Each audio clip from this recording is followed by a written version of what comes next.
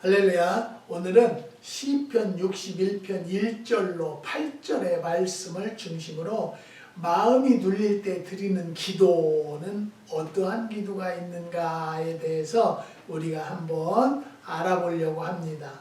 성경 해석자들은요, 다윗이 주전 979년경에 자신의 아들이었던 압살롬의 반역으로 예루살렘 왕궁을 떠나서 마하나임으로 피신해 있을 동안에 시편 61편을 썼을 것으로 추정하고 있다는 것이죠. 흔히 61편은요 비탄시라고도 부릅니다. 비탄시란 그 시 속의 탄식에 시어들이 가득 채워져 있다는 것을 말하지요. 그도 그럴 것이 아들의 반역으로 쫓겨난 다윗이 자신의 억울함과 비통을 시로 읊었던 것이기 때문에 비탄의 시가 될 수밖에 없다는 것을 말씀드립니다.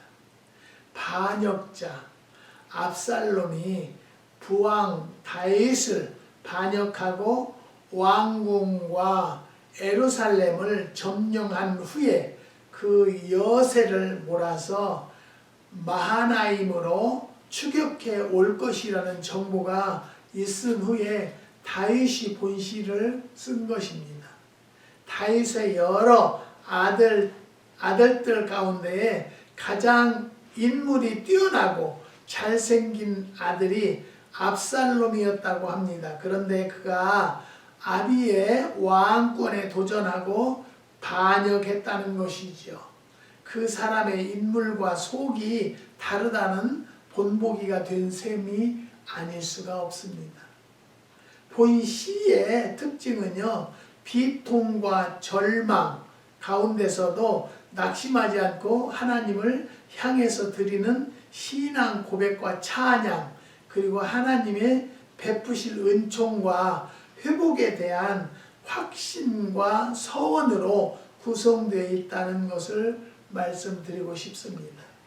본문을 살펴나가면서 다윗의 기도, 신앙과 고백을 통해서 은혜를 받도록 하자는 것이죠.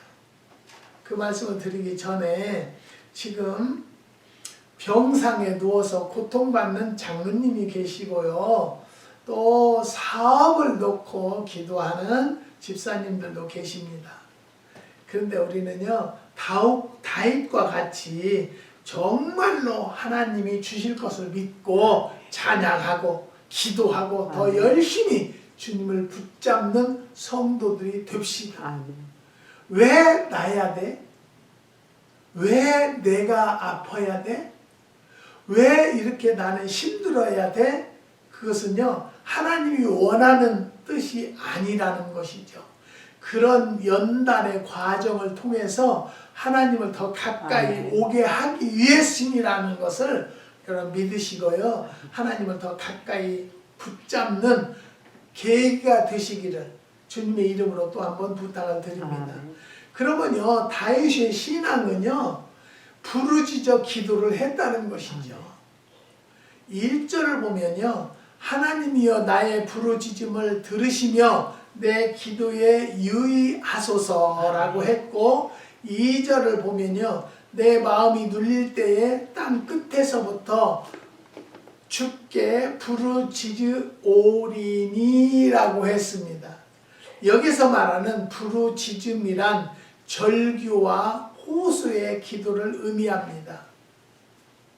위에서 말씀드린 대로 다윗은요, 압살롬에게 쫓겨 왕도 예루살렘을 떠나서 요단강 동편 작은 마을 마하나임에 피신해 있었다는 것이죠. 그리고 머지않아서 총공세가 시작된 것이라는 소식이 들려오는 위기에 빠져 있었습니다.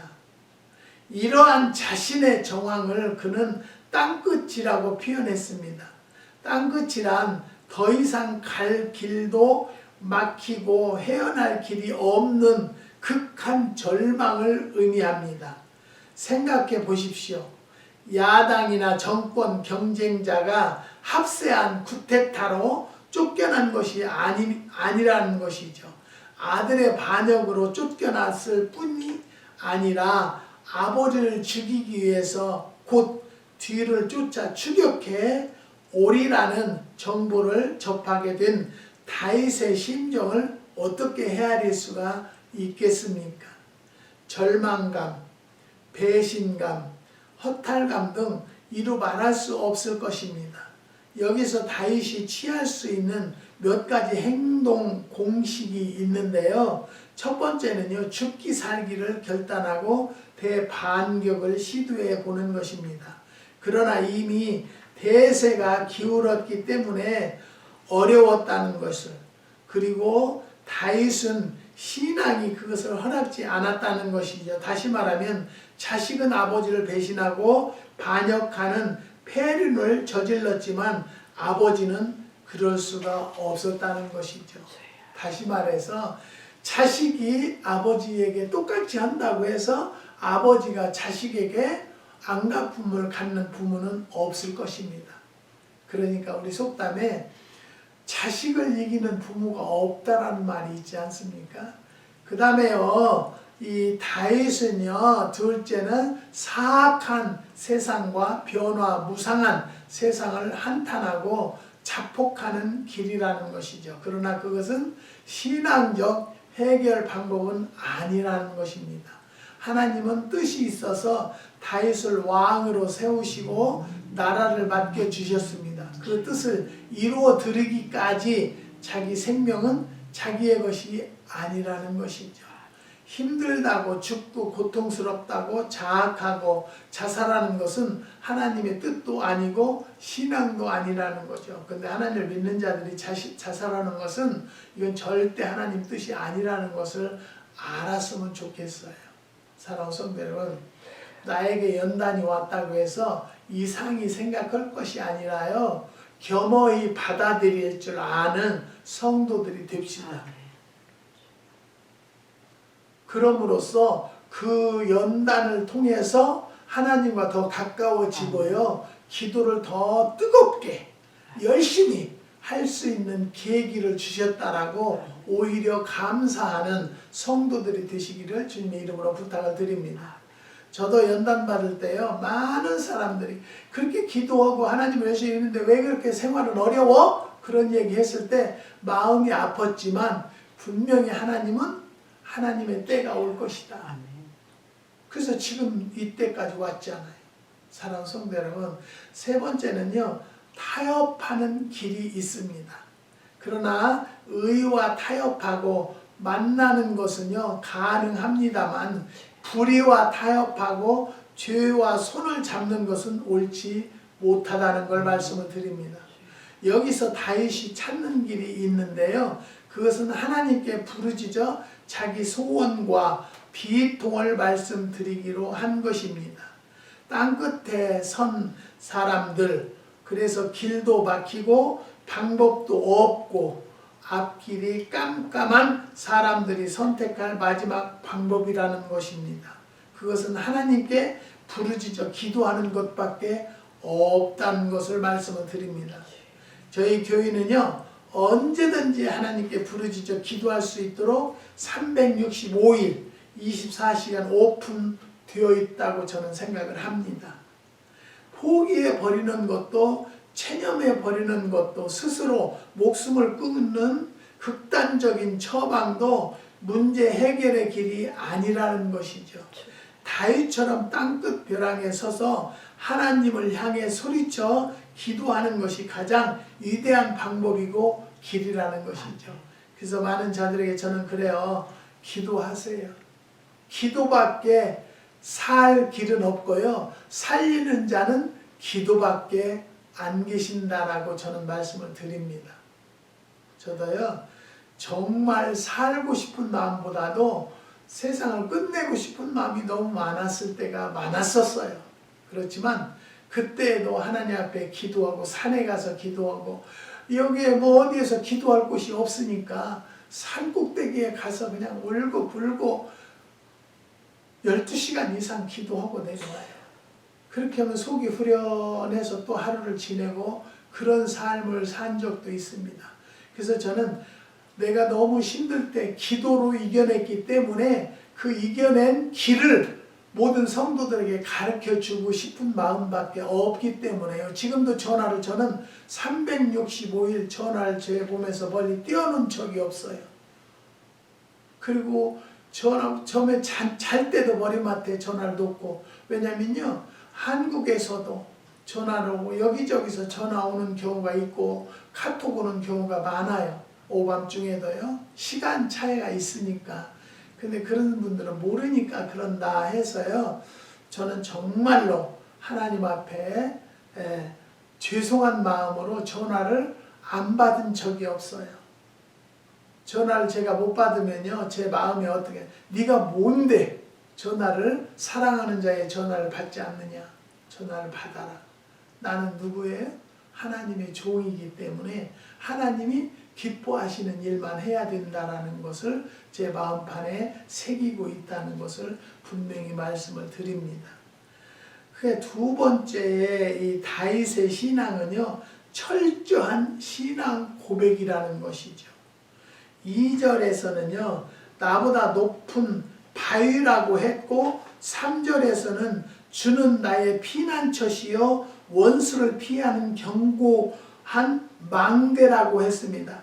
다윗의 왕좌와 권력은 흔들리는 바위, 공격받고 무너지는 망대였다는 것이죠.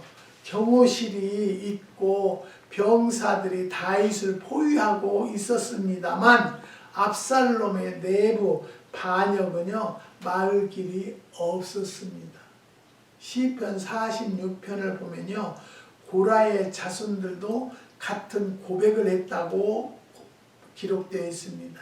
하나님은 우리의 피난처시요 힘이시요 환난 중에 만난 큰 도움이시라고 성경에 기록되어 있습니다. 사랑하는 성도 여러분, 지금 너무 힘든 병에 걸려 있습니까? 하지만 하나님이 타치하면 힘든 것이 아무것도 아닌 것처럼 치료되는 경우가 얼마나 많은지 모릅니다. 내가 그 장모님에게도요, 염려하지 마세요. 큰 사건은 아닙니다. 그런데 뭐 병원에 가면 어마어마한 소리를 자꾸 들으니까 낙심이 된다는 거예요. 장로님, 낙심은요 믿음이 아니에요. 하나님께서는 죽은 자도 살리신다고 그랬고요, 안 되는 것도 되게 하신다라고 분명히 말씀하셨어요. 그 하나님을 우리는 믿고 있다니까요. 하나님은 최고의 영장이시라고 성경이 기록되어 있지 않습니까? 시편 62편에서 다윗은요, 나의 반석, 나의 구원, 나의 산성, 피난처라고 노래를 했습니다.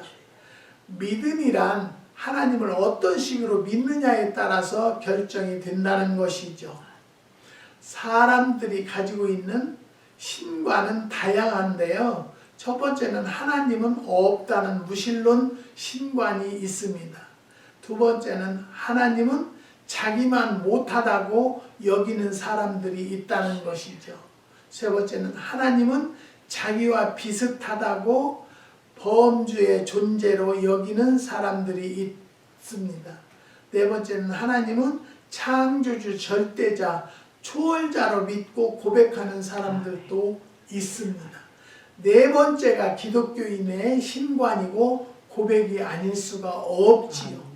어떤 마음을 갖느냐, 어떤 신앙을 갖느냐에 따라 그 사람의 인생관과 세계관과 가치관이 결정된다는 것을 말씀을 드립니다. 절대신앙은 절대신관을 가졌을 때 성립되는 것입니다. 다윗의 신앙이 바로 그렇지 않습니까? 나보다 높은 바위, 나의 반석, 피할 바위, 피난처, 견고한 망대, 얼마나 명확한 고백입니까? 바울은 로마서 10장 10절에서 사람이 마음으로 믿어 의에 이르고 입으로 시인하여 구원에 이르니라고 말했습니다. 입으로 시인한다는 것은 고백을 말하는 것이죠. 사랑하는 성도 여러분, 나는 할 수 없지만 내 안에 주님은 할 수 있다. 믿으십니까? 아멘. 의사는 못 고치는 병이 있을 수 있어요. 하지만 하나님은 못 고치는 병이 없다는 것 믿으시길 바랍니다. 사랑하는 성도 여러분, 하나님 앞에 정말로 도움을 받으려면요, 하나님이 원하는 기도를 하셔야 돼요. 하나님은 뭐 돈을 내라 그것도 원하지 않으세요. 하나님은요, 간구하라, 구하라, 주실 것이요, 찾으라, 만난다고 그랬으니까요, 그런 말씀대로 믿어 갑시다. 병들었다고 낙심하거나 좌절하지 말고요, 사업이 안 된다고, 저도요 농장을 이렇게 한다고 하다 보니까요, 뭐 헌금들도 잘 안 해주세요. 그러니까 하나님은 저를 굶게 하시지 않았어요. 왜 그러냐면 제가 일용할 양식을 주옵시고라고 매일매일 주님이 가르쳐 주신 기도를 하기 때문에 그렇게 될 줄로 믿습니다. 사랑하는 성도 여러분, 내 삶이 어렵습니까? 어렵다고 생각하지 마시고 하나님은 더 나를 사랑하시고 나는 그런 하나님을 믿기 때문에 그 하나님이 나에게 위로해 주시고 역사해 주실 것을 믿으시기를 주님의 이름으로 부탁을 드립니다. 우리는 하나님을 누구라고 고백하고 있습니까? 주님은 제자들에게 너희는 나를 누구라고 하느냐고 물으셨습니다. 나는 하나님을 누구라고 고백하고 있습니까? 베드로는 주는 그리스도요 살아계신 하나님의 아들이시니라라고 고백했고, 도마는 나의 주, 나의 하나님이라고 고백을 했습니다. 우리는 주님을 누구라고 고백해야 할까요? 주님은 나의 구원, 나의 생명, 나의 전부입니다. 아멘. 나의 희망입니다. 나의 행복입니다. 나의 친구, 그 고백이 진솔하고 분명할 때 나와 주님과의 관계가 성립되는 것을 믿으시기를 바랍니다.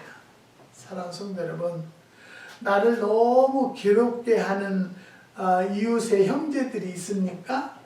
그것은요, 그자들과 미워하라는 것이 아니라요, 그자의 영혼을 위해서 기도하라고 한다는 것을 느끼시고요, 더 열심히 그 영혼을 위해서 기도하시기 바랍니다.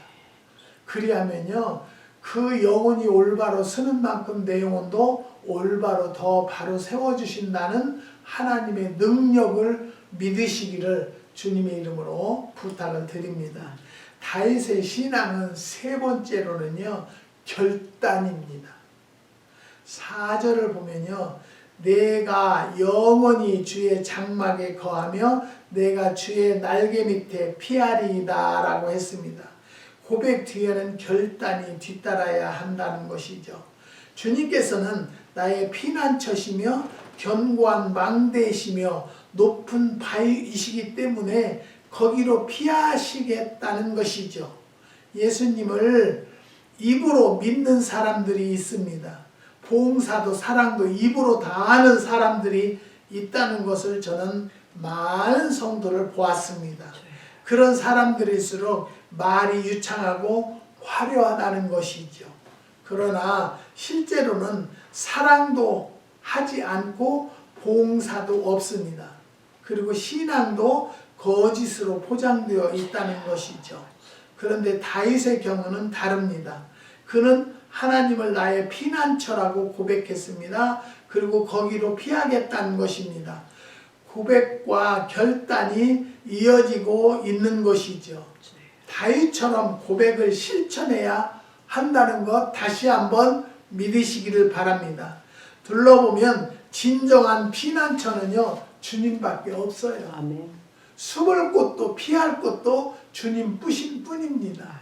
주의 날개는 세계를 덮고 인류를 감싸줍니다.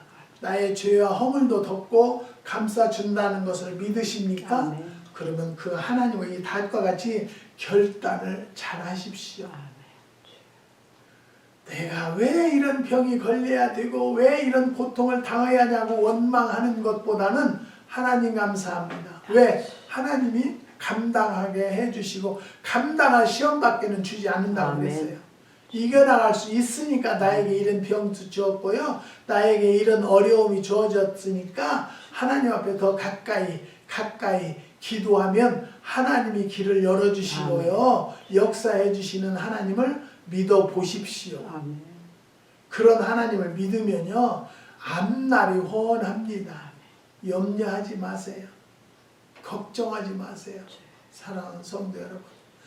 이 다윗은요. 결단이 얼마나 중요하게 섰다는 것을 오늘 이 본문을 통해서 깨달으시고요. 성도라면 정말로 올바른 결단을 결정하는 성도들이 되시기를 다시 한번 주님 앞에 원합니다.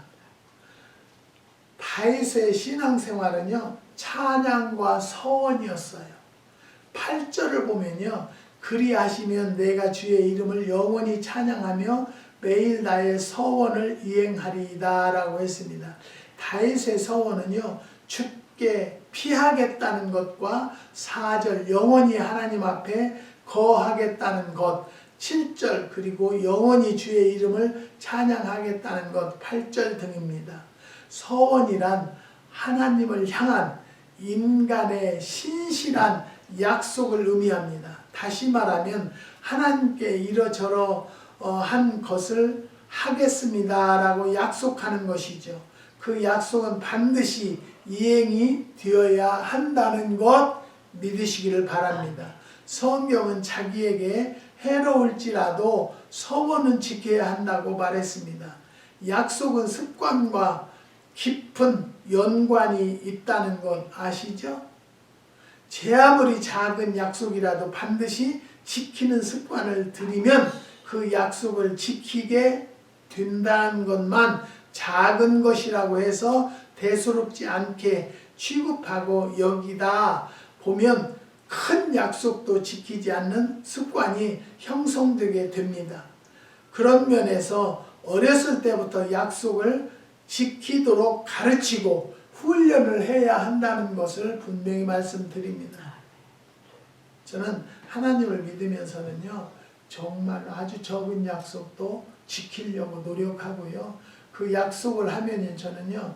다른 사람과 시간 약속을 해도 제가 10분이고 30분이고 전에 가서 기다리는 성격이라 내가 늦게 가는 습관은 없어요. 사랑하는 성도, 내가 그렇다는 것은 말씀드리는 것은요. 내 자랑하려고 하는 것이 아니라 정말로 하나님을 믿는 자들은요.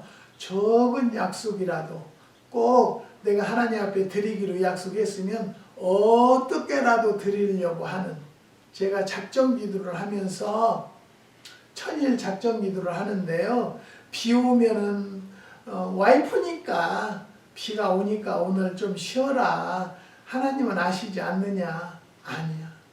비가 억수같이 눈이 와도 천일간을 댕겼기 때문에 하나님은 그 내 마음 중심을 아셔서 이렇게 큰 은사와 능력을 주신 줄을 믿습니다.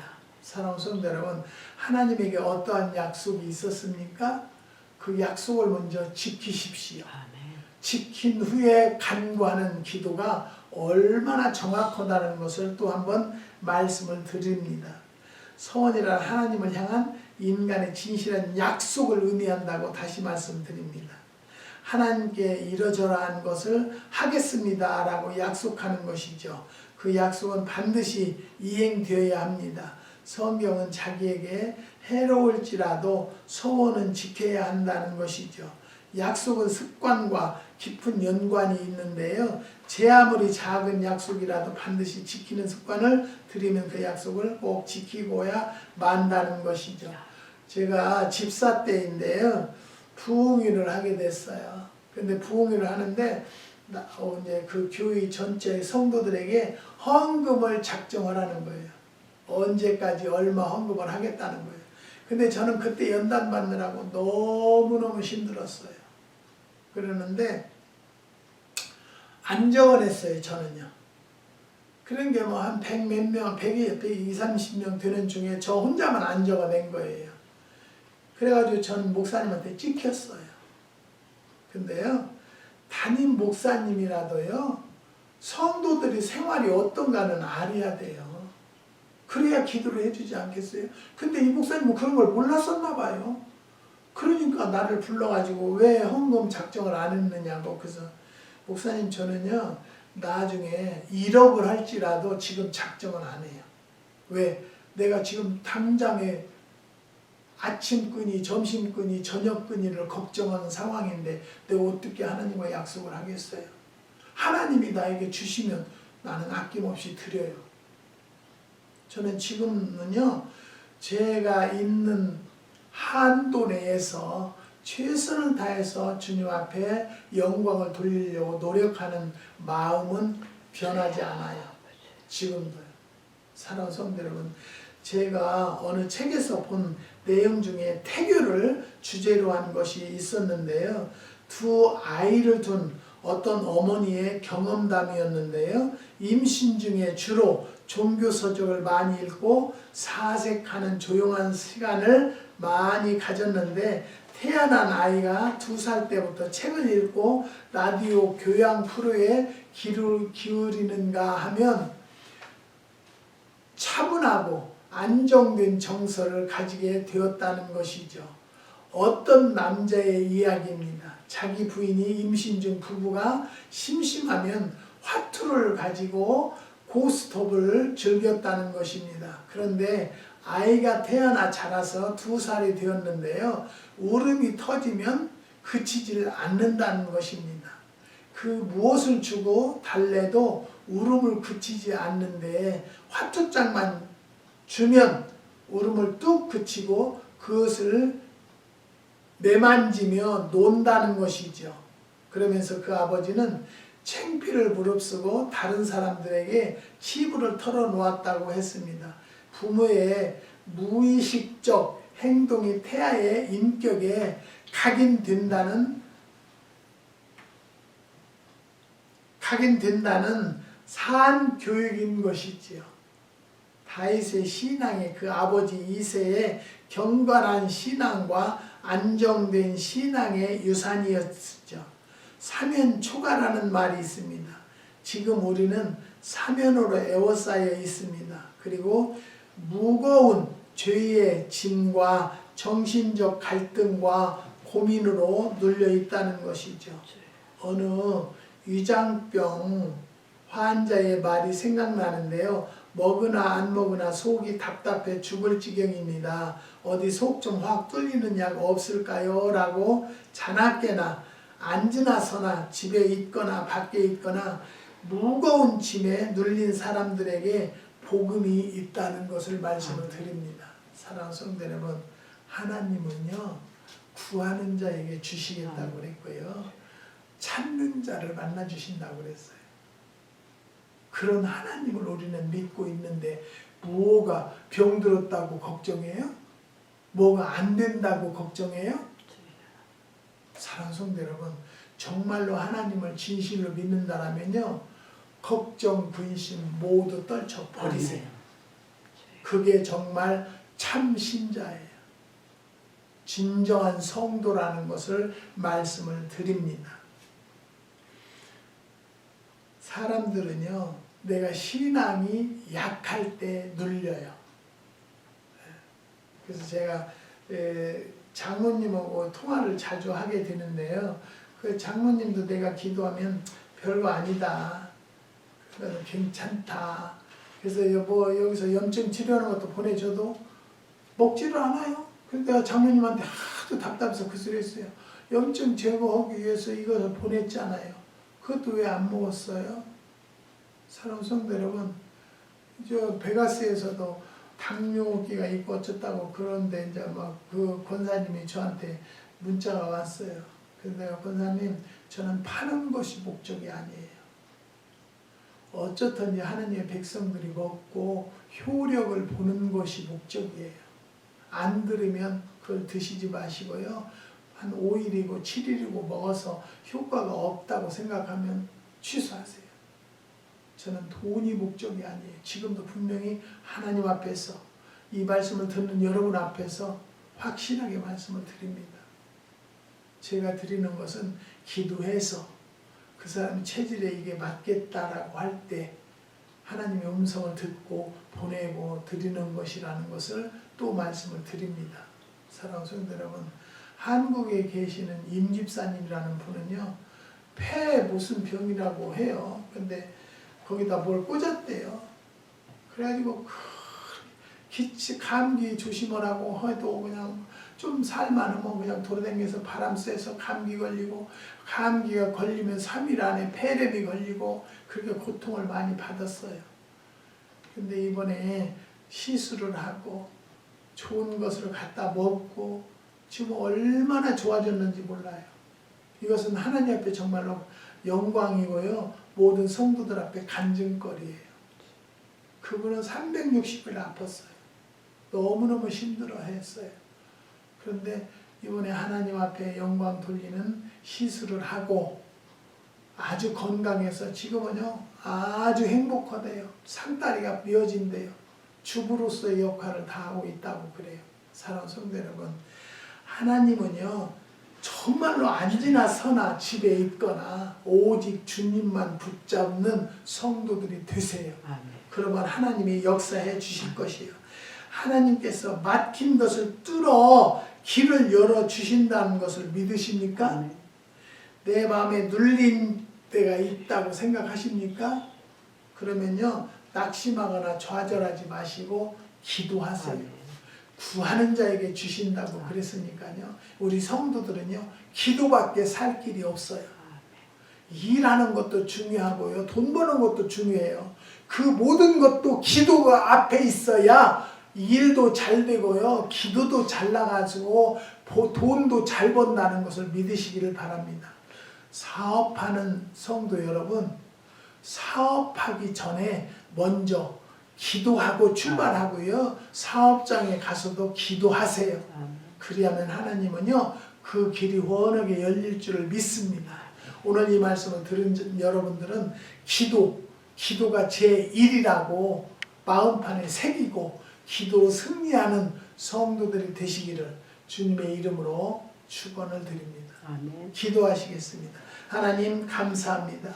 마음에 눌릴 때 드리는 기도에 대해서 상고하였습니다. 하나님이 부족한 것이 말주변이 부족해서 약하게 드렸다 할지라도 하나님의 능력으로, 강한 능력의 음성으로 들릴 수 있도록 역사하여 주시옵소서. 한국의 8가정, 또 사랑구역원들 5가정, 13가정을 위하여 간구합니다. 주님이 축복하여 주셔서 하나님 앞에 기도의 제목들이 있사오니, 지금 이제 2월 22일부터는 장로님이 항암 치료한다고 합니다. 하나님 아무것도 아닌 것이 양 지나가도록 역사하여 주시고 깨끗이 병 많은 대수변으로 빠져나가 주님께 영광 돌리는 장로님이 되게 허락하여 주시고, 사업을 놓고 기도하는 집사님이 있습니다. 그 사업은 하나님이 하라고 시작해서 했사오니 하나님 도와주시고 인도하여 주셔서 고객이 구름대와 같이 벌대와 같이 몰려드는 고객이 될 수 있도록 역사하여 주시옵소서. 자녀들의 잉태를 놓고 기도하는 가정이 2가정이 있사오니 하나님 속행하여 주셔서 하나님 앞에 영광 드리는 가정들로 될 수 있도록 은혜와 축복을 더하여 주시옵소서. 황민영이가 월요일 날 출장을 갑니다. 가는 발걸음 위에 축복하여 주시고, 가서도 정말 좋은 일만 인도하여 주시고 역사하여 주시옵소서. 한국에서 김종희 집사님 하나님 앞에 기도 열심히 하고 있사오니 그 기도 발이 받아질 수 있는 은혜를 더하여 주셔서 삶의 문이 열릴 수 있는 축복을 더하여 주시옵소서. 오늘도 주님이 함께하여 주심을 감사를 드립니다. 오렌지 카운티의 조원사님 하나님 연로하셔서 사업을 정리하려고 하오니 그 사업이 저 혼자 만나서 잘 정리될 수 있는 은혜를 더하여 주시고 기쁜 소식 전할 수 있도록 역사하여 주시옵소서. 아멘. 주님께서 역사해 주시고 축복해 주심을 감사를 드리며 예수님의 이름으로 기도드리옵나이다. 아멘.